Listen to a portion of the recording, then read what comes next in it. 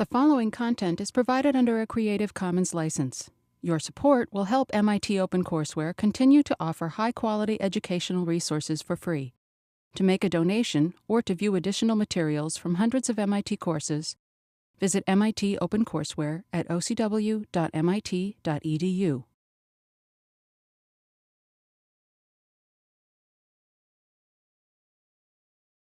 Everyone clear on that? All right, cool. So today we're going to talk about the economics of spam and security in general. And so up to this point in the class, we've mainly talked about the technical aspects of security. So we've looked at things like buffer overflows, the same origin policy, Tor, and all kinds of things like that. And so the context for that discussion was that we were looking at how an adversary can compromise the system. We tried to devise a threat model that would describe the types of things we wanted to prevent, and then we tried to think about how we could design systems that would help us to defend against that threat model. So today we're going to look at an alternate perspective. And the perspective that we'll look at today is, why is the attacker trying to compromise our system? Why is the attacker trying to do these evil things to us? And so there's a bunch of different reasons you can imagine why attackers might be trying to do these evil things. So some of these attacks are done for ideological reasons. So think about people who perceive themselves to be political activists or things like that. Or if you think about Stuxnet, for example. And sometimes it's like governments attacking other governments, right? And so for these types of attacks, money, economics is not the primary motivation for the attack to take place. And what's interesting is that it's actually hard to make these attacks go away other than generically making computers more secure, right? So there's not really sort of a financial thumbscrew you can turn to make these attackers disincentivized to do things. However, there are some types of attacks that do involve a strong economic component. And those are some of the things we're going to look at today. One of the interesting things, though, is that for a lot of these attacks that don't have an economic component, in that we can't use regulation or things like that to try to prevent them, it can sometimes be difficult to figure out, how we'd be able to stop them at all, beyond, like I said, just trying to make computers more secure. So for example, Stuxnet's a great idea, right? So this is the malware that was attacking some of the industrial software in Iran with the centrifuges. So, we all kind of know where Stuxnet came from, right? We basically know it was the Americans and the Israelis, basically. But can we prove that in a court of law, right? Like, who can we sue to say, like, you put Stuxnet on a machine, right? So it becomes a little bit murky when you have some of these attacks where it's not clear you can, sue the Federal Reserve or you can sue Israel or something like this. And furthermore, no one's gone on the record as officially claiming that it was them. So there's some very interesting sort of legal and financial issues that get involved when you look at how to prevent these attacks. So there are many kinds of computer crime that are driven by economic motivations. So for example, state-sponsored industrial espionage, for instance. So this is one thing that some of our previous speakers have talked about. Sometimes governments try to hack into other governments or other industries to steal intellectual property or things like that. And what's interesting is that, like the attacks that we'll look at today, which are spam, you'll see that it actually takes some money to make some money, right? So spammers actually have to invest in an infrastructure before they can actually send these messages out. And so if you have these attacks where it takes money to make money, and you can figure out what that financial sort of tool chain looks like, then maybe you can think about applying upstream financial pressure to sort of stop that downstream sort of malware attacks or security problems. And so I think the take-home point is that if we look at the context of spam in particular, spammers will stop sending spam if it becomes unprofitable. Right? One of the sad truths of the world is that we continue to get spam messages because it's cheap for them to send them, and 2 to 3% of our fellow human beings will actually click on links and look at stuff, right? And so as long as these costs for sending these messages out are so low, then even if the hit rates are low, people can still make money off that kind of stuff. So for today, we are going to look at attacks that have sort of a significant economic component to them. And so one interesting example, which I actually just read about, takes place in China. And so in China, they have this problem with what they call text message cars. And so the basic idea here is that people drive around with these cars that have these radio antennas attached to the side. And they can essentially think of it almost as like a man in the middle between people's mobile cell phones and the actual cell phone tower. And so they can basically run around in these troll cars, and they can get all of these cell phone numbers, right, and then use that car to then send spam messages directly to the numbers that they've collected using this sort of vehicle of hate, right? And so these text message cards can actually send upward of 200,000 messages a day, right, which is an incredibly high number. And the cost of labor over there is actually very cheap. So, it's very inexpensive to hire a driver, drive around one of these cars, and just sort of snoop on people's traffic and send them spam. So, let's look at the economics of this. So, what is the cost of the evil antenna, this thing that allows people to take these messages off the air? So, roughly speaking, it's somewhere in the order of about $1,600, give or take. So how much profit can these people make a day? So in a hilarious coincidence, this is also roughly $1,600. So this is very interesting. So what this means is that once you buy one of these things, then in a day you've essentially made back your money. Okay? So that's great from the perspective of being a spammer. Now you might say, oh, okay, but you might get caught by the police, and then you might get put in jail or have to pay a fine. So in the case of the fines, so the fines for getting caught are less than $5K. And people rarely get caught, right? And so these are the types of sort of calculuses we have to look at when we're trying to think about how to economically deter these spammers, right? Because if these spammers only get caught, a couple times a year, and they basically make back their hardware costs in a single day, it's very tricky to figure out how we can use financial disincentives to make them stop doing this kind of stuff. And what's interesting is that in China, the mobile carriers are also somewhat implicit in this scheme. So every time you send a spam, right, you're going to send some small amount of money to the mobile carrier, right, a couple cents, right? It works that way over here as well. Now, over here in Europe, in many cases, the mobile carriers have decided that they don't want angry customers contacting them saying, I'm getting hit by these spam messages all the time, right? But apparently a lot of the Chinese mobile carriers, at least the top 3 ones, they're actually seeing these spam messages as a source of revenue, right? And so they actually think that this is a nice way for them to get some free money. And so in fact, these telcos have set up these things called 106 prefix numbers. I don't know if you've heard of these before. But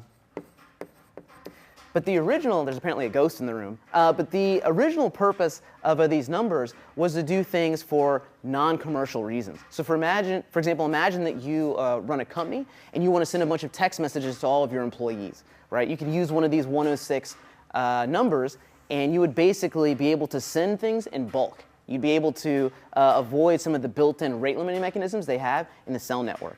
So there's this nice thing sitting around that spammers can actually use, right? And so as it turns out, I think it's something like 55% of the mobile spam that gets sent in China comes from one of these 106 numbers.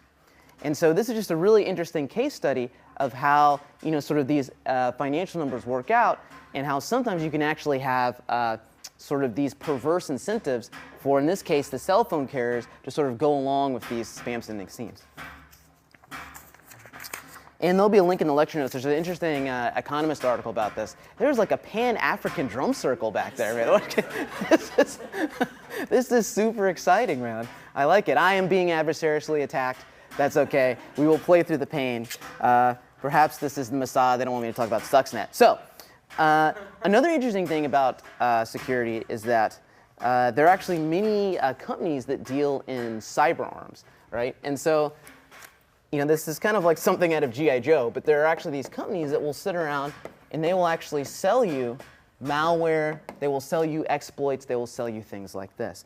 So one example is this company that's called Endgame. And so, for example, for about $1.5 million, Endgame will give you IP addresses and the physical locations of millions of unpatched machines. right? So they have sort of vantage points all over the internet, and they know all kinds of interesting information about machines that you may or may not want to attack if, for example, you're a government or a three-letter agency or something like that. For about $2.5 million, they will give you what is delightfully called a 0-day subscription package. And so if you sign up for this, then basically you will get 25 exploits a year, they claim, for that much money. And so you'll get those exploits in your inbox or whatever, and once again, you can do with these things, you know, whatever you want. You've clearly got $2.5 million, so you've got a lot of spare time to think about this stuff, presumably. And so what's interesting is that, you know, a lot of the people who work in these cyber arms dealers, they're actually ex-three-letter agencies, right? They're ex-CIA, ex-NSA, or things like this. And it's interesting to think about who are the actual customers for these cyber arms dealers, right? Some of them are actually governments, like the American government, for example, and they use these things to attack other nations or whatever. But some of the people who buy this stuff are actually increasingly companies. So one thing we'll talk about a little bit at the end of the lecture is how sometimes companies are now taking cybersecurity into their own hands and sometimes doing what's called hackbacks. Right? So without getting the government involved, companies that are attacked by cyber criminals will sometimes go back and explicitly try to take out the people who tried to steal their intellectual property. And they've sort of used some very inventive legal arguments to justify this. And so far, it's actually been fairly successful. So this is an interesting aspect of cyber warfare. Yeah? How is that not legal? How is what? How is Endgame not? How is it legal? Well, so, I mean, information wants to be free, dude, right? So, I mean, if you think about stuff like this, for example, like just telling you stuff isn't necessarily illegal. I mean, it gets a little bit gray, right? But for example, if I tell you that, look over there, there's a house, and the lock doesn't work on that door, can I have 20 bucks, right? Like that's not necessarily illegal, right? And so as it turns out, these companies have like hordes of lawyers that look into things like this, right? But in many cases, I mean, if you think about it, like you can search for stuff on the internet and go to websites that tell you things like how to build bombs, for example. Like just posting that information typically is not illegal, right? Because you're just learning. Like what if I'm a chemist, for example, or use something like this, right? So a lot of times just giving someone knowledge is not necessarily illegal. But you're right that there's some gray areas here. And as we'll talk about with some of these hackbacks, for example, it's not always clear, for example, if I am a bank, I'm not a government, but I'm a bank, I get hacked, it's not always clear that I actually have the legal authority to go back and let's say try to shut down a botnet or things like that. Companies have done stuff like that, but I think this is an example where sort of the law is lagging behind practice, I guess. And so people have used things like, we'll use copyright infringement law to attack botnets as a company because they're selling illegal goods of ours, so we'll use IP infringement. Like this is probably not what Thomas Jefferson was thinking when he was thinking about how these laws work. So it's a little bit of a cat and mouse game. So we'll deal with a little bit of that later in the lecture. All right, so yeah, so this is very interesting. And so basically what this all means is that there's this marketplace for all kinds of computational resources that you might use as someone who wants to launch attacks. So for example, there's a marketplace for compromised systems. So for example, you can go to the darker places of the internet. You can purchase entire compromised machines, right, that might be part of a botnet. You can actually buy access to a compromised website, for example. You might use that website to post spam or put up, you know, evil links or things like that. You can also get access to compromised email accounts, like Gmail or Yahoo accounts. As we'll talk later, those things are very, very powerful for an attacker. And you may also just buy sort of like a subscription service for a botnet. You'll just have this thing laying around. You can use it to send denial of service attacks or things like that. So there's a marketplace for that. There's a marketplace for tools. So you can get, as an attacker, off-the-shelf malware kits, for example. You can use perhaps arms dealers like this to get access to zero-day exploits, so you can write your own malware, so on and so forth. And there's also a big marketplace for stolen user information. So this is stuff like social security numbers, credit card numbers, email addresses, so on and so forth. So it's all out there on the internet if you're just willing to look for it. And so the paper that we're going to look at today basically focused on one aspect of this, which is the spam ecosystem. And so in particular, they look at the sale of pharmaceuticals, of knockoff goods, and software. And so they basically break this spam ecosystem into 3 parts. So they break it into advertising.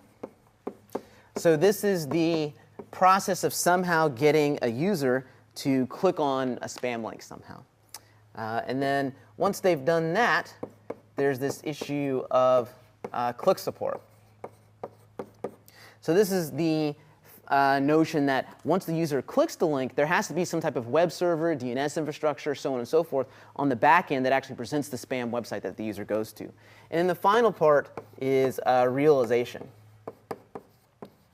So this is actually allowing the user to say that they want to buy something. The user sends money to the spammers, and the user is going to get some product back from the back end. And so this is where all of the money makes place. And so a lot of this stuff is actually outsourced to what the paper calls these affiliate programs. And so you can think of these affiliate programs as essentially doing a lot of the back-end grunt work of talking to banks and Visa and MasterCard and things like this. And so a lot of times the spammers, they don't want to deal with that stuff. They just want to sort of create the links and sort of do you can think of it as like the advertising component. And so a lot of times the spammers themselves, they will work on a commission. So they will get, let's say anywhere between 30% to maybe 50% of the final sale that they deliver to one of these back-end affiliates. So does that all make sense at a high level? OK, so what we'll do is we'll look at sort of each component of this spam trajectory and then see how it works, and then maybe think about how we'd be able to shut down spammers at different levels of this economy. So the first thing we'll look at is the advertising component. And so, like I mentioned, the basic idea of advertising is how do you get the user to click on a link?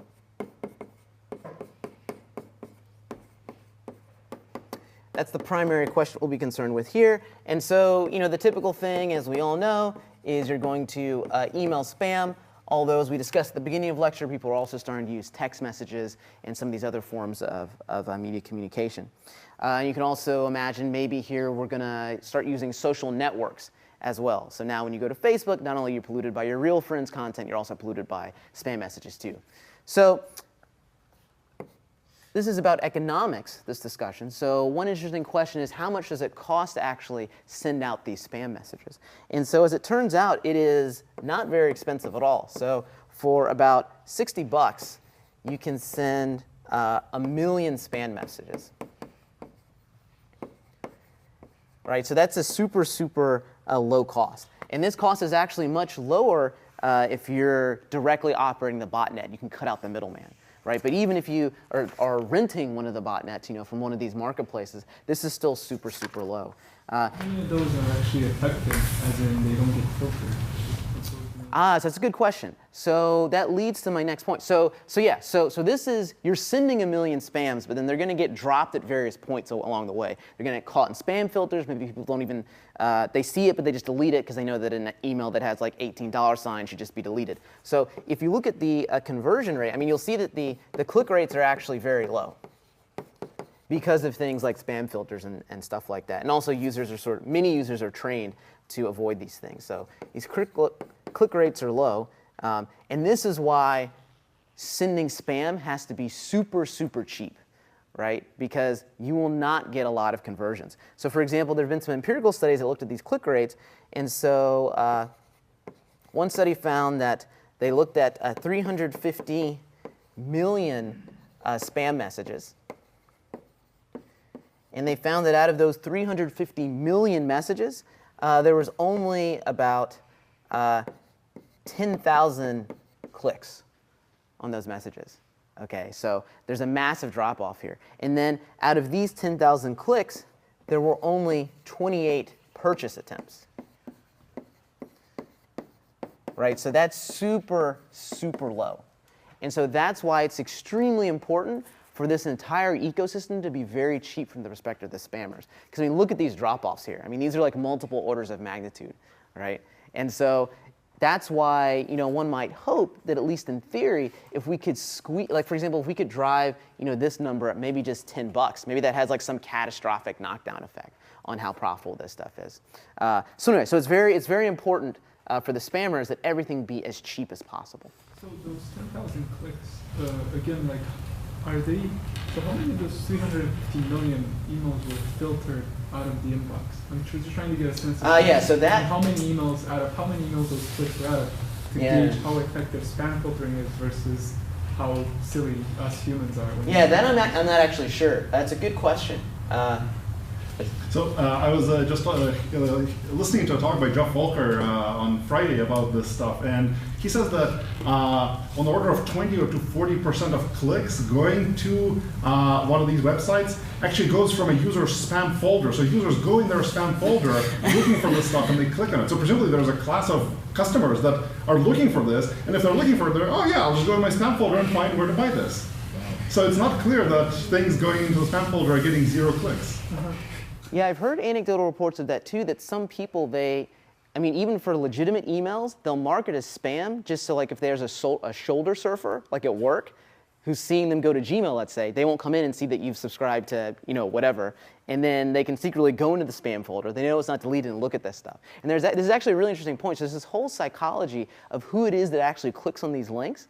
And so I think one of the papers that we linked to in the lecture notes talks about why do these Nigerian scams still work, right? Because you'd think that anyone who basically, like, you know, has either common sense themselves or a friend who has common sense would never click on one of these Nigerian email scams, right? But one of the things that it turns out is that the Nigerian meme is actually useful for spammers to filter out idiots, right? So in other words, if you are so foolish that you would still click on a Nigerian email, then, oh, okay, that must mean that, you know, you're going to be one of these conversion things here. Right? So, and when you think about it, that's one of the key things that spammers need. They need people who are sort of gullible enough or, you know, whatever, idealistic enough to click through on these things. So there's a whole sort of psychology behind this. It's very interesting. So each of these purchases, about how much are they worth? Yes, that's a good question. So it actually depends on the type of thing that you're looking at. Right? So a lot of these purchases are not actually super high in value. Right? So if you think, you know, someone's buying herbal Viagra, they're buying, you know, like a knockoff Windows license or things like that. And in fact, like a lot of times when they're buying these knockoff products, presumably the price is lower than what they'd actually be in the real market, right? Because otherwise you could just go down to your local mall and buy these things. So a lot of times these purchases you're actually making are, you know, less than $1,000, right? And oftentimes a lot less than that. Any other questions? Okay, yeah, so these conversion rates are super, super low. So like I said, one of the key things to do as a defender is to try to basically make spam more expensive for the spammer. So there's a couple different ways you might think about doing that. One way you might think about doing that are IP blacklists. So maybe ISPs or someone else basically collects this list of IPs that are known to be bad, right? That are known to come from spammers, and then we just don't let these people send traffic. So this kind of sort of used to work for a while, but now it's so much easier for the attackers to use techniques like DNS redirection, stuff like that we'll talk about in a little bit. This doesn't actually work out quite very well because now there's a much larger set of addresses that spammers can send spam from, and they can also, you know, dynamically switch the binding between so let's say host names and web servers and all these types of things. So this doesn't work out so well. Another idea that's been around for a long time is charging for email in some way. So each email you send, you have to pay some micropayment, right? And so that currency could be a couple different things. So you might imagine that if I want to send you an email, maybe I have to pay like a tenth of a penny, right? And that's no big deal for me because I don't send that many emails a day. But if you're a spammer trying to operate at these volumes, then that quickly adds up, right? And that destroys their sort of value chain. Another idea that people have had is, what if you used computation as a currency? So this is the idea that before my email server will accept an email from me, I have to solve some puzzle. I have to do some math trick or something like that. So once again, that cuts down on the rate at which these bulk mailers can send messages. And then also we're all familiar with CAPTCHAs too. So this basic idea that I have to, I look at some picture of 9 animals and find the cat instead of the dog, or type in some weird squiggly number that looks like a migraine or something like that. So there have been all kinds of sort of ideas for charging for email to stop this kind of stuff from happening.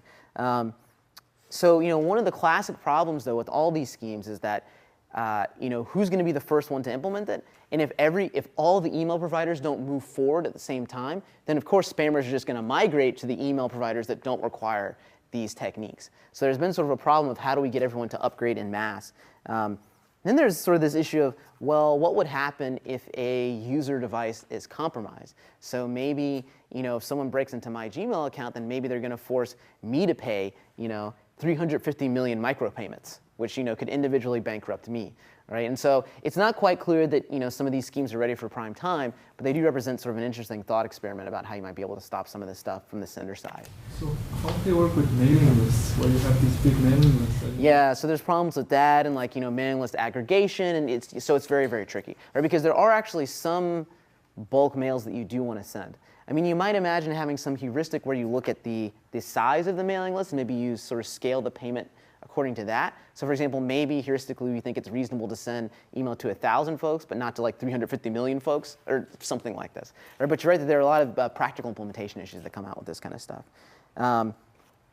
So what can the adversary do to get around some of these types of defenses? So they're basically 3 workarounds that adversaries might try.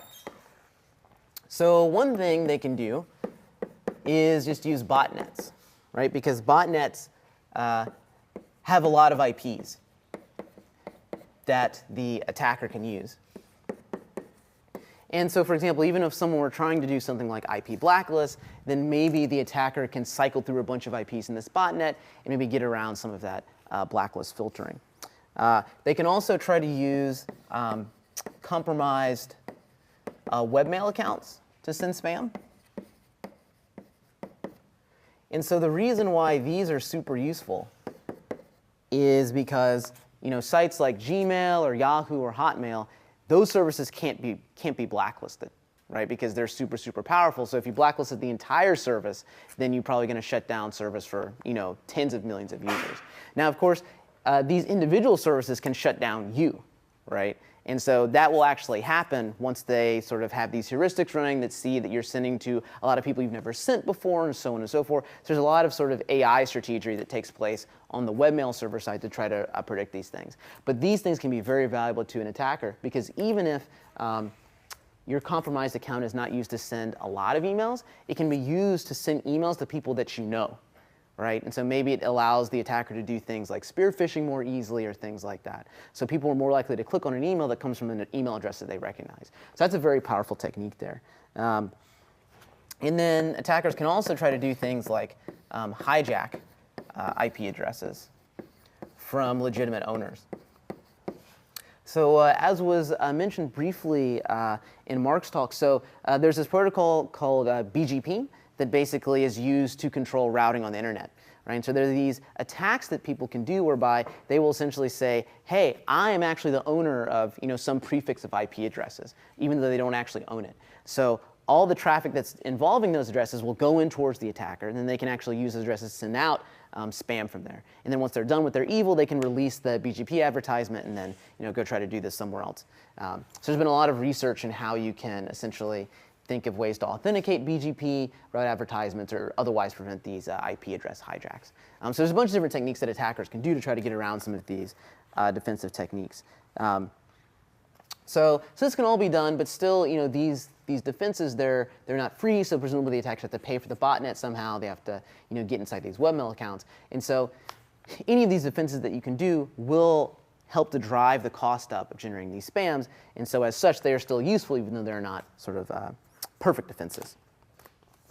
So yeah, so what do these botnets look like? So at a high level, you have the proverbial cloud from your cloud diagrams. You have your command and control infrastructure out here. And this is the thing that actually sends commands to all of the individual bots down here, right? So the spammer will talk to the CNC and will say, hey, here's my new spam message that I want to send, let's say. And then maybe these bots will act on behalf of the command and control infrastructure and start sending emails to a bunch of people. So let's see here. So why are these bots useful? Well, as we mentioned here, they have IP addresses, which are super useful. But of course, they also have the associated bandwidth there. They also have computational cycles. Sometimes these bots are actually used as web servers themselves. So these things are very, very useful. And they also serve as a layer of indirection. So as we'll discuss in more detail in a second, indirection is very useful for attackers, because that means that if law enforcement or whatnot sort of shuts down this level, well, if the command and control infrastructure is still alive, then maybe the spammer can just sort of attach this command and control infrastructure to a different set of bots and keep on running. So this is one reason why these bots are very useful. And these bots can scale to the order of magnitude of, let's say, millions of IP addresses, right? So as it turns out, people will click random links involving malware all the time. So these things can get very, very, very large. And so some of these takedowns that these companies get involved in with trying to take down these botnets, they involve millions upon millions of machines. So they're very sort of technically challenging. So how much does it cost to get your malware installed on all these bots? Remember, these are all typically regular end-user machines. So the cost for getting your malware on one of these machines, so price per host, is about 10 cents for US hosts, and on the order of 1 cent for hosts in Asia. So it's interesting that there's this differential here, and so there might be a couple reasons we can imagine for why that is. It might be that people are prone to think that connections originating from the US are more likely to be trustworthy, right? It may also be that because there's more pirated software running here and stuff that's not actively up to date with respect to patches, it's actually easier to get botnet hosts over here. So you'll see some very interesting statistics about sort of how some of these rates might fluctuate. For example, as let's say companies like Microsoft go out and they say they try to stamp down on piracy and things like that. But anyways, this is a rough estimate. Suffice it to say, this is not super expensive. So what does, any questions before we continue? OK, so what does this command and control infrastructure look like? So you can imagine that in one instantiation, the simplest instantiation, this is just some centralized setup. And so this is maybe one machine or maybe some small number of machines. The attacker can just log into those machines and then just essentially send these commands out to the botnets from there. So if it's going to be centralized, then it's going to be very useful for the attacker to have what's known as bulletproof hosting.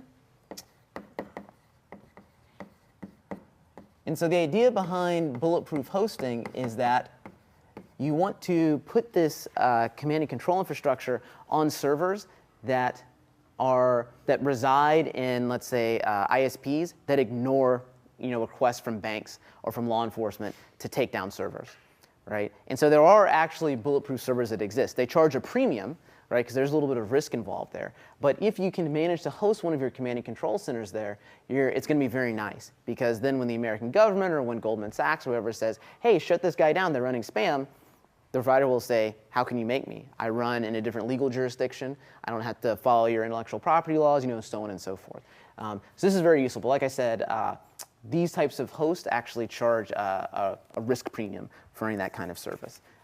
And so the other alternative for running the CNC infrastructure is this could be sort of a peer-to-peer network.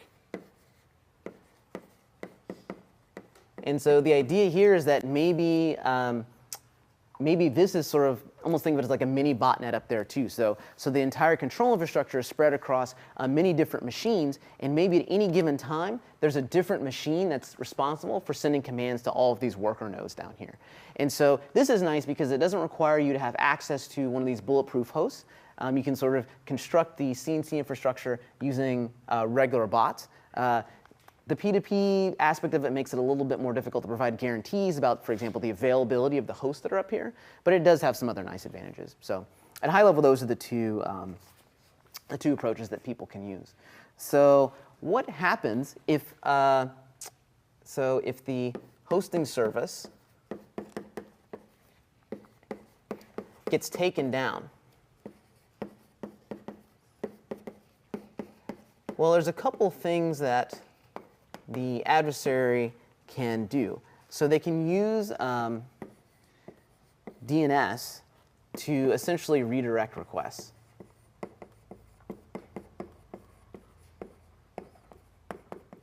Right? So let's say that someone attacks, let's say, or someone issues a takedown for the DNS infrastructure or something like this. As long as the backend servers are still alive, what the attacker can do is basically the attacker creates a list of server IP addresses. And there may be hundreds or thousands of these IP addresses that it collects, and then it will bind each one to a host name for a very short period of time. So let's say maybe for 300 seconds. And so what's nice about this is that if someone's trying to run heuristics that say, like, if I see, some particular server sending, more than, let's say, I don't know, 1,000 spam-like messages in a given period, I'm going to try to issue some type of takedown to them. Well, these types of techniques will maybe help the attacker fly under the radar of those types of detection techniques. Because essentially every 300 seconds they're saying, OK, I'm going to be serving spam from here. OK, then I'm going to be serving spam from here, and serving spam from here, so on and so forth. So this is a nice use of indirection, at least from the attacker's perspective. And so as I mentioned earlier, these types of indirections are one of the key ways that attackers try to evade law enforcement in these detection heuristics. So you might think about, well, what if we just take down the DNS server? How hard is it to do that? Well, as the paper describes, there's a couple different layers at which you can attack these spammers. So you can try to take down the attacker's domain registration. So that's basically the thing that says, like, hey, if you're looking for, russianpharma.rx.biz.org, then here's the DNS server that you talk to. You can imagine attacking it at that level. You could also imagine attacking it at the level of taking down the spammer's DNS server, right? The thing to which you'll be redirected once you look at that top level domain. And so what's tricky is that the attacker can use these sort of fast flux techniques at every different level. So for example, they can rotate the servers that they use to act as their DNS servers. They can rotate the web servers they use to send out the spam, and so on and so forth. So that's just a sort of high-level overview of how people can use multiple machines to try to avoid detection. So as I mentioned earlier, you can use compromised webmail accounts to send spam.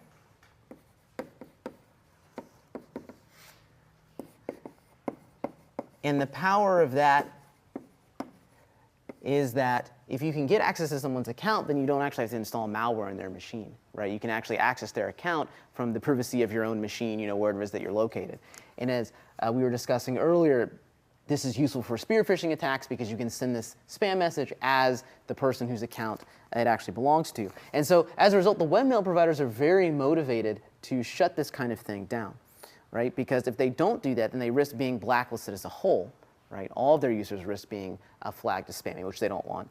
And also, the provider actually needs to somehow monetize their service somehow. They actually need real users to be able to be doing things like clicking on ads that are in the right-hand bar of your webmail account. So the higher the proportion of their users which are spammy, sort of the less likely advertisers are to advertise on their webmail system. So the webmail account providers are very incentivized to sort of shut down this kind of stuff. And so how do they try to detect this type of spam, they use those heuristics. They might try to use CAPTCHAs, right? If they suspect that you've sent some spam-like messages, let's say 5 times in a row, they might ask you to type in one of those fuzzy letters or whatever. And so suffice it to say, though, that a lot of these techniques, they don't work very well. And so if you look at the price per account, right, so how much you as a spammer would have to pay to get one of these things, it's still super, super cheap. So it's in the order of 1 to 5 cents for an account on Yahoo, Gmail, Hotmail, something like that. So once again, this is very, very low. And so this does not act as a disincentive for spammers to try to do these types of things. So this maybe is a little bit disappointing because it seems like everywhere we go, we have to solve these CAPTCHAs if we want to buy things or send emails or that kind of stuff. So basically what happened to CAPTCHAs? They were supposed to make all this bad stuff go away. And as it turns out, the attacker can build services to solve CAPTCHAs. And so this can be automated just like anything else. So as it turns out, the economics for this is that if you want to solve one CAPTCHA, then it's approximately $0.001 to solve a CAPTCHA, right, which is nothing. And this can be done with very, very low latency, too. So CAPTCHAs essentially are not presenting most large-scale spammers with a high barrier for sending these spams. And so how is this being done? If it's this cheap, you might think, well, maybe it's being done all by computers, by software. But it's not actually. So a lot of this is done by humans. And in particular, the attacker can outsource this in one of 2 ways. So first of all, the attacker can just find a labor market where the cost of labor is very, very cheap, right? And so you can employ humans to essentially act as CAPTCHA solvers for you, right? So you, the spammer, are presented with the CAPTCHA by Gmail or whatever. You, the spammer, then send that CAPTCHA over to some human sitting somewhere. They solve it for you. They've earned some small amount of money, and then you sort of send their answer to the legitimate site. You can also do this with Mechanical Turk. Have you guys heard of Mechanical Turk? I've asked a question, my back has turned to you, that's poor style. Okay, so yeah, so Mechanical Turk is pretty neat, right? Well, I mean, neat if you're trying to do evil. So what's nice about that is that you can post these tasks to Mechanical Turk and say, hey, I have a picture solving game or something like this, right? Or you can just come out and just say straight up, hey, I got some CAPTCHAs I want to solve. You post a price, and then basically the market will match you with people who are willing to do that task, right? And then they'll do it for you. They'll post the answers. And so this actually sort of automates a lot of actually finding the labor pool for the spammer.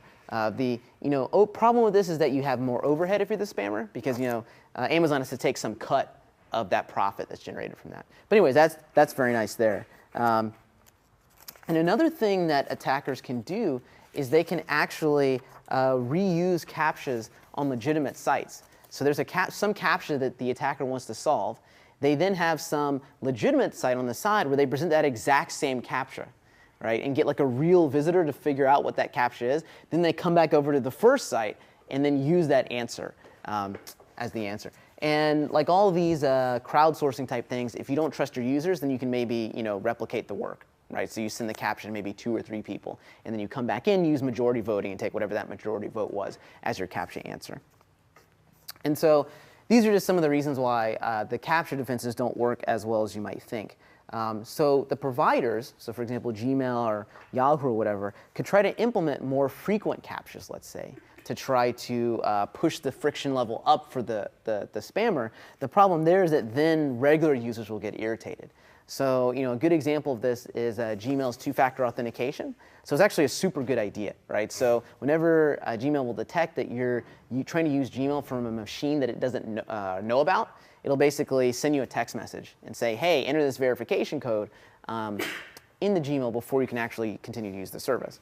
And so what's funny is that it's a super great idea, but like, at least for me, I get super irritated when I have to get that text message. Like I know it's good for me, but I just get angry, it's frictionful, and so I'll do it if I don't migrate to a lot of different machines a lot. But like if I had to do it any more than I did right now, it's unclear that I'd feel as happy about it as I do. And so there's this very interesting sort of trade-off between the security that people say that they want and sort of the security measures that they're willing to put up with. So as a result, it's very difficult for the webmail providers to increase the amount of CAPTCHAs and still keep users happy. OK, so any other questions before we move on to Qlik support? So is one of the reasons for the non-adoption of encrypted email, besides the PKI issue, is that spam filtering becomes very, very, very hard? Because then they can't inspect messages and then see what's going on. That's a good question. I think it's actually hard to say. I don't know, because it's a little bit of a chicken and egg problem. So because there isn't a huge volume of encrypted email, it's unclear whether spammers would actually try to take advantage of that. But I could see that maybe being a problem. I mean, people have looked at ways to do sort of like computation over encrypted data. So maybe you could think about doing something there. But it's always tricky. So for example, like with spam, people have these spam filters that were based on Markov models and things like that. So what do the spammers do? They start making these images, right, that basically can't be seen by the text scanners, but then have the spammy content in there. So it's always an arms race. All right, so let's move on to Qlik support. So what is this about? So once the advertising step has succeeded and the user is given a link, so the user clicks on that link. So the user contacts some DNS server after clicking on that link to basically translate some host name that was in that link to some IP. And then after that, after that translation takes place, the user has to contact some web server that has that IP. So to make all this work, the spammer has to register a domain name. And then the spammer has to run a DNS server. And then they have to run a web server.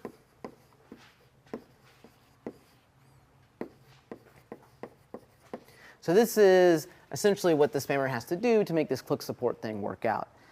So one question you might have is, well, why wouldn't the spammer just use raw IP addresses, for example, like in the spam URLs? And so does anyone have any thoughts about that? Why wouldn't you just have 183.4.4. whatever, instead of having something like, RussianJewels.biz? Yeah. So it might be sketchy, like easier to tell. Yeah, so one thing one would hope, right, is that a user would look at this thing that just has a bunch of numbers in it, and then you'd say, well, this clearly seems weird. As it turns out, this will only weed out some of the users, but you're exactly right. There's sort of like some set of people you would lose just because nobody wants to click on that. Another reason is that, once again, having this sort of DNS infrastructure up here gives the attacker another level of indirection. Right? So once again, if the legal authorities or whoever shut down the DNS infrastructure, but they somehow don't manage to shut down that backend web server, then the spammer can sort of conjure up a different sort of front end for their service, maybe try to use that same web server on the back end. So that's another reason, I think, that people don't typically put these raw IP addresses in their spam URLs. So another example of how this redirection comes into play, and how this indirection comes into play, is that these spam URLs often point to redirection sites. And so the redirectors. And so these are sites like Bitly or things like that. And so in addition to things like Bitly, you could also imagine that a compromised website can actually also act as a redirector. Right? So you just put the appropriate HTML or JavaScript in there that when the user goes to that site, it's then going to redirect the user's browser to some other different site.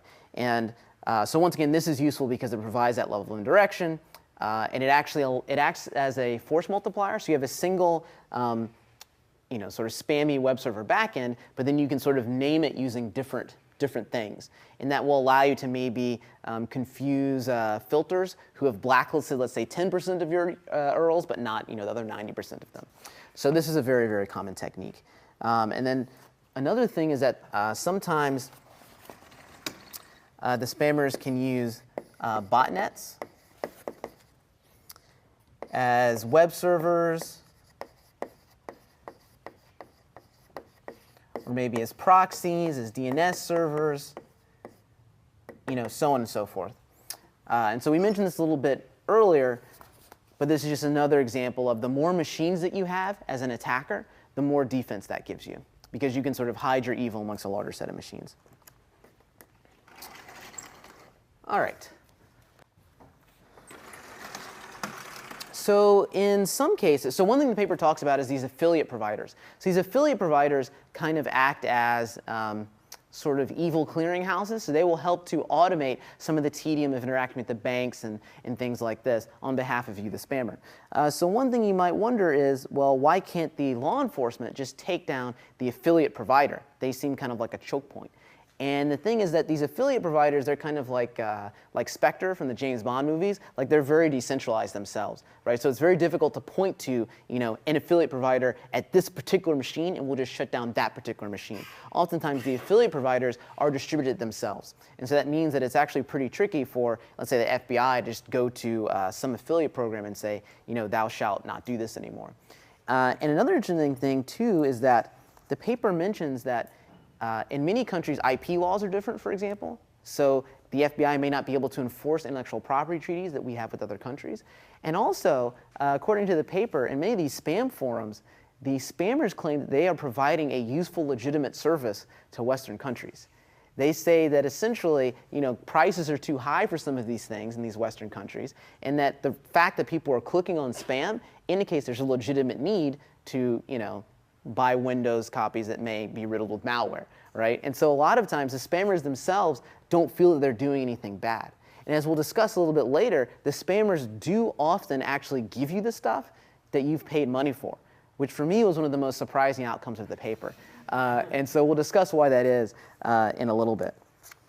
So one thing that the paper talks about is sort of various takedown strategies that you can imagine employing to try to stop a spammer. So one thing they talked about, they said that only a few number of registrars host domains for many affiliates.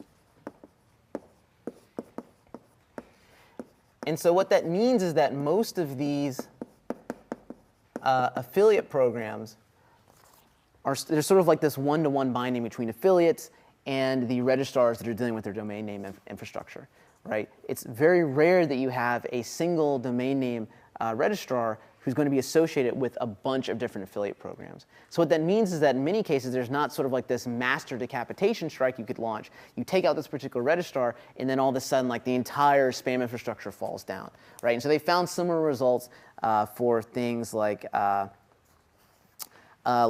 web servers. So it's very rare that one ISP will actually host a ton of web servers for a ton of different affiliate programs, right? So this distributed nature, once again, makes it very difficult to just say, if we take out these three things, then the whole ecosystem just crumbles. So that's a little bit disappointing, right? Because one would have hoped that there would be, one web server in Evildonia, where if we could just take down Evildonia, then people would stop sending us spam. That's actually not true. As we'll see later, though, that may be true with some of the banking backend, though. And so maybe we can actually put the squeeze on there. So anyways, I was alluding to earlier about this realization phase. So the realization phase is what happens after you, the user, have decided to buy something. So the realization phase consists of two parts. So the user pays for whatever goods they've bought or they want to buy. And then the user, hopefully, will receive those goods. So either in the mail because they're buying some type of knockoff drug, or either they get some software download because they want to get some fake version of Photoshop or something like that. And so the money flow looks something like this. So you start with the customer here. Then they are going to tell the merchant, hey, I want to go buy something. They will send some credit card info here. And then the merchant's going to talk to the payment processor. And this is essentially a middleman that helps the merchant, the spammer, deal with some of the intricacies of interacting with the credit card system. The payment processor will talk to the acquiring bank. So the acquiring bank, that's the merchant's bank.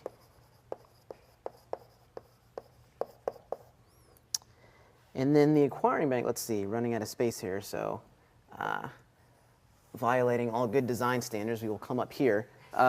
So the acquiring bank is then going to talk to, they call in the paper the association network. But I mean, just think of this as, for example, Visa. This is the credit card network up here. And then finally, the association network, Visa or MasterCard or whatever, talks to the issuing bank. And so that issuing bank is the customer's bank. And essentially, the Visa or whoever is going to go to the customer's bank and say, hey, is this a legit purchase? This is a legit transaction? And if this is a legit transaction, then the money will actually flow through this entire system. Right? So this is kind of like what the end-to-end financial sort of workflow looks like. And so this workflow can actually process a lot of money. So one of the papers that we mentioned in the lecture notes shows that you can actually, a single affiliate can get more than $10 million out of this workflow here, right? And so in practice, you might think that, oh, why wouldn't the acquiring bank or the issuing bank say, oh, something looks kind of fishy here? As it turns out, in many cases, they don't. And so this gets this interesting discussion about why is it that these workflows are often tolerated by the financial system? So for example, why do spammers properly classify their transactions? So if you want to send something through this system, you have to tag that transaction with some type of type. You have to say, this is pharmaceuticals, this is software, this is whatever, this is whatever.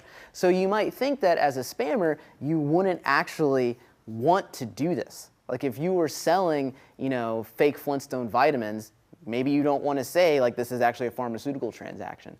What's interesting is that spammers do actually properly classify these transactions in many cases. And the reason is that there are high fines if you misclassify. So essentially what happens is that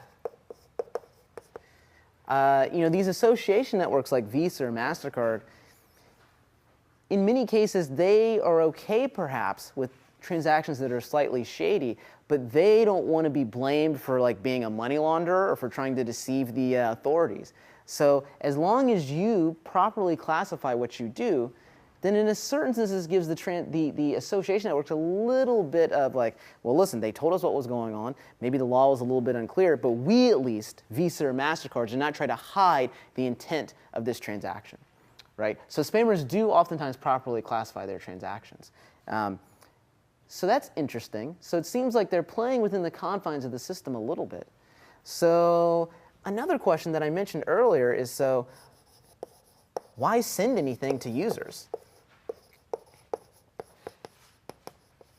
Because presumably you're a spammer, so you're a criminal, right? So wouldn't it just be cool if you just like took people's money and then just ran? I mean, that'd be like the ultimate crime, right? So as it turns out, they actually send things to users because of, surprise, surprise, high fines if they don't. right? So it's this very entertaining system whereby spammers kind of want to do things that are illegal, but then they actually can't use Bitcoins yet, and they actually have to work within the constraints of this pre-existing system. So as it turns out, there are these high fines if you, I mean the spammer, have too many chargebacks. So a chargeback is essentially when a customer tells their credit card company, hey, I didn't get the thing that I was supposed to get that I bought with your credit card, or I got it but they didn't like it, right? So if you're a spammer and you have too many customers saying things like this, then you will actually get charged like very, very high fines. And as we saw earlier, the click-through rates for spam are super, super low, right? The conversion rates are super, super low. So even just 1 or 2 fines might wipe out your entire profit for a month, let's say, or something like this. So spammers are really motivated to avoid these fines in both cases. Is using PayPal obscure any of that, like the issuing bank? So typically, so yes and no. So you can think of those. PayPal is, in many respects, very similar to Visa or MasterCard, right? So it has very similar regulations that sort of oversee it because it bears many of the same types of risks. I do think that Visa has slightly stricter restrictions on some of this stuff, as we'll talk about in a second. But for all intents and purposes, PayPal looks very similar. Is there any sort of idea of having like a group where you make some sort of account and then intentionally go to a bunch of spammers, buy a bunch of things, and then ask for a bunch of chargebacks, whether or not they send it to you? In order to like incur these fines or like report them for misclassifying things in order to like just make them pay these fines? That's interesting. Yeah, it's like, yeah, exactly. Yeah, it's like vigilantes. Yeah, exactly. That's interesting. I don't know if I've heard anything about that. I do know that the spammers do try to detect people who are trolling them. So, for example, like one thing they talked about in the paper a little bit is that spammers. So how did the authors of the paper determine all of this, right? So they actually got a bunch of spam messages. They clicked on a bunch of stuff. They got a special Visa card that they used to purchase this stuff, and then so on and so forth. So spammers obviously don't like this, right? And so in the paper they called this test buys. Spammers want to prevent these test buys from researchers who are trying to figure out what's going on. So one thing that some spammers I should say, is they actually require proof of your identity before you can buy something. So they might ask you to like send a picture of your photo ID or something like that. And in particular, after some people started doing this after Visa tightened up some of their sort of rules about spam. Now the problem with this is that most people who would click on spam apparently are still reluctant to send their photo ID to just some random person. And so there's a bunch of, I've linked one of these articles in lecture notes. There's a bunch of hilarious commentary from a spammer bulletin board where they say, oh no, Visa's cracking down on us. We tried to ask for people's photo IDs, but they don't want to send it to us for some reason, And it's so weird that people wouldn't want to do that, but they will give them their credit card number. But anyway, so long story short, spammers are highly incentivized to try to detect that kind of stuff.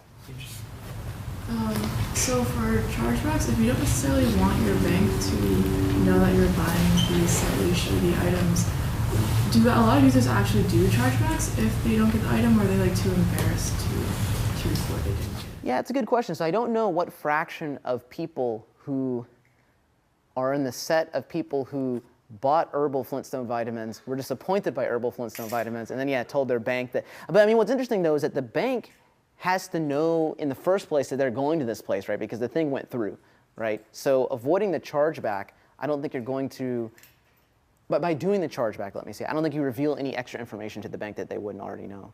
Because they had to clear the transaction first for you to actually get it and be disappointed. So like roughly how many chargebacks is too much? Yeah, so some of the figures I've heard here are greater than 1%. So in other words, if you're a spammer and you have more than 1% of your transactions causing these problems, you get in trouble. And I wouldn't be surprised if it was a little bit lower than that, but 1% is the number that I've heard. All right, so to me, like I said, this was one of the most interesting parts of the paper, because I would have thought that a lot of spamming just involved just straight up fraud.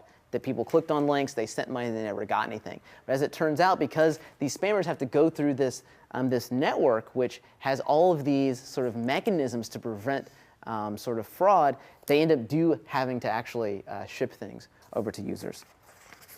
So that's kind of neat. And so another reason why spammers want to do these things, properly classify transactions and actually send things to users, is that only a few banks are actually willing to interact with spammers. And so what this means is that, if the spammer is getting a lot of chargebacks or getting in trouble with the bank or the credit card company or whatever, and some bank decides, I can't do business with you anymore, there's not a really large set of other banks that the spammer could go to continue their chicanery. So, one study of this stuff found that there are basically only 30 acquiring banks that spammers were seen to use over some 2-year period. And that's actually not very high, right? So there is this other incentive to not sort of be too goofy with the financial system, because you don't really have too many other places to go if you break those relationships. So it seems like maybe this is a good choke point to try to cut down on spam. So we've already discussed how things like botnets give the attacker a lot of IP addresses. There's a lot of different types of hosts who are willing to run web servers, so on and so forth. But this number actually seems small. So maybe we can actually attack spamming here. But as I alluded to earlier, it's a little bit tricky to do this because of things like differing IP laws, because of things like the fact that it can be sort of tricky to actually say that spammers are doing something illegal, right? So, if you are using spam messages to sell someone, I'm just making this up, let's say sugar, right? Sugar's delicious. It's not illegal to sell sugar, even at cut rate prices, right? So even though the way that you may have drawn the user to that purchase was sort of duplicitous or kind of gross, it is not in and of itself illegal to sell someone sugar, right? And so as it turns out, a lot of spam sort of falls into this gray area where the things that the spammers are doing are distasteful, but maybe not necessarily as illegal as you think. Now for stuff like pirated software, there it's much more clear cut. But suffice it to say, it's not always the case that you can just point to one of these banks and say, hey, your customers are criminals, because that's not always true, particularly if there's not a very strong sort of paper trail that sort of attaches the financial transaction to some spam URL that was sort of the origin of the transaction. Right? It's often very difficult to prove those types of links. Okay, so since this paper was published, the credit card networks have taken some action. So this paper actually made a pretty big splash when it came out. And so the association networks like Visa and MasterCard and all of them were sort of wondering, what can we do to sort of cut down on some of this spam? So interestingly, after the paper came out, some pharmaceutical companies and software vendors actually lodged complaints with Visa. Right? So if you remember from the paper, Visa was the association network that the researchers used to make these test buys, these dummy buys. So it's a little bit unfortunate, but that then sort of showed some of these companies that, hey, Visa can be used as sort of the association network to sort of fund some of the spam or to transit some of the spam traffic. So some people complained about that. And so Visa made some policy changes in response to some of the issues that were brought up in the paper and some of the complaints that they got as a result. So now, for example, all pharmaceutical sales are now labeled by Visa as high risk. So what this means is that if a bank acts as an acquirer for these high-risk transactions, then Visa will have some more stringent regulations that they will put on that merchant-side bank. So, for example, they will require that bank to engage in a risk management program, and they may be audited more frequently, and so on and so forth. So Visa made that change. And Visa also sort of changed its operating guidelines. So its operating guidelines, now they explicitly enumerate and forbid illegal sales of drugs and trademark enforcing goods. So the reason why they did this is that by tightening up this language, it is now easier for them to issue more aggressive fines against banks and merchants that they feel are doing things like selling illegal pharmaceuticals or selling knockoff versions of watches or things like that. So once again, there's still a lot of this spam that's in that gray area where it's not necessarily illegal. It's just that the customers were acquired through spamming techniques. But this is very useful because now Visa can drop some much bigger hammers on folks. And as I mentioned before, some of the spammers tried to react to this by saying, well, let's just prevent these test buys, right? Because not only do security researchers do these test buys, but the association networks can do these test buys too. So they did some things like the photo ID type stuff, and that tended not to work out super well. And so at least a few years after these changes were made, this did have an impact. I'm not sure sort of what the latest state of the art is with respect to sort of trolling these Visa policy changes, but it was kind of cool to see this paper have this impact in real life. So one interesting thing that they mentioned in the paper is they talked about sort of the ethical aspects of doing security research, and in particular doing this research about the spam chain. So, to actually understand how some of this banking stuff worked, these researchers actually had to make purchases.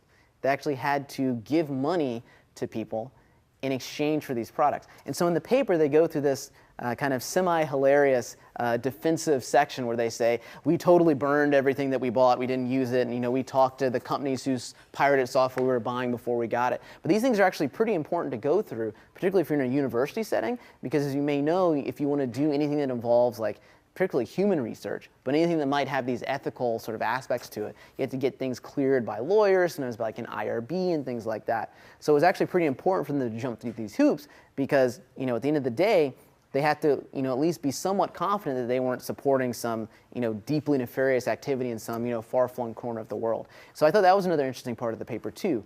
And, other people have talked in this class about things like what are the ethics of releasing, zero-day exploits if they haven't been patched by someone. So it's a really interesting aspect of doing security research.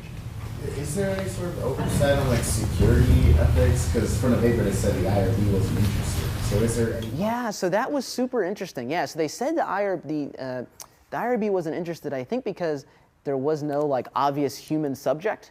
But I think that at most universities, you couldn't just say, oh, there's no direct human subject. Let me just go buy some stuff from just some body at the end of a spam link, right? And what they described in the paper is that, and actually in the acknowledgement sections, they thanked this whole set of people, Sally at Legal, so-and-so at, the Philosopher for Ethical Computing Association and stuff like that. So I don't think there's actually how do you say? An America-wide, let's say, standard for doing this type of research. I know that at each university, IRBs sort of have slightly different policies on what they do and do not allow, but I don't think there's a blanket policy. Out of the 350 million spam emails or whatever that they checked before and the 28 that actually responded, is there any chance that an appreciable number of those 28 spam responses are coming from researchers researching on spam responses? No.